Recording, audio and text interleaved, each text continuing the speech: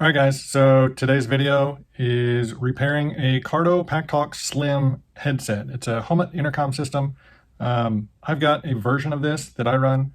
It's made by Cardo. I've got the Packtalk Bold, but a buddy of mine had an issue with his Slim that the USB charging port just broke off, and he asked if I thought I could fix it. So this is, he brought it to me partially disassembled. He still has the speakers and mic in his helmet. This little back piece just clips onto the back of the helmet that contains the battery. And then this little side piece, it's all disassembled right now, but this fits on the side of your helmet, and you've just got like three buttons on here to control it, so you can answer phone calls, change songs, whatever. So I got the little tiny circuit board out, and then here is the little tiny micro USB port, and I'm going to attempt to fix this. So I'm going to see if I can get you in real close on this board to show you what the issue is. Okay, so I've got a 10-time magnification lens on here, so you can see the pin closest to me. You can see kind of the green coloring is gone. So it pulled that copper trace all the way off the board, and it connects. It stops about just to the left of that bottom copper pad or bronze colored pad. So this is what I'm going to try to repair. So I don't know that I'll really be able to get any video just because everything's super tiny, and getting a camera in so you can see what I'm doing while still being able to maneuver a soldering iron around, I don't know that that's going to work. But here is the USB port, and you can see the back of it there.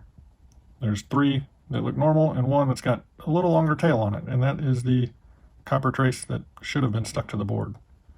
So we'll see how it turns out. One eternity later. All right, guys, so I got it finished. Let me see if I can get this macro lens on here. But you can see I got all of the contacts soldered back on, and then I just soldered on a little jumper wire and scratched off some of the solder mask down here farther on the trace and soldered it in.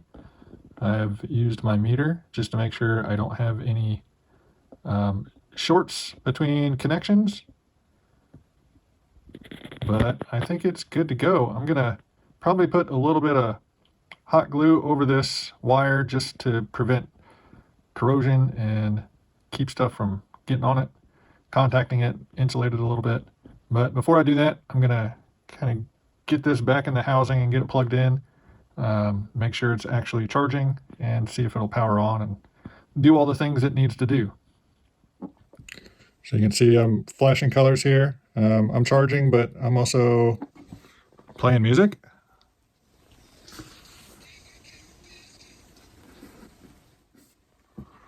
I don't know if you can hear that, but listen to the radio.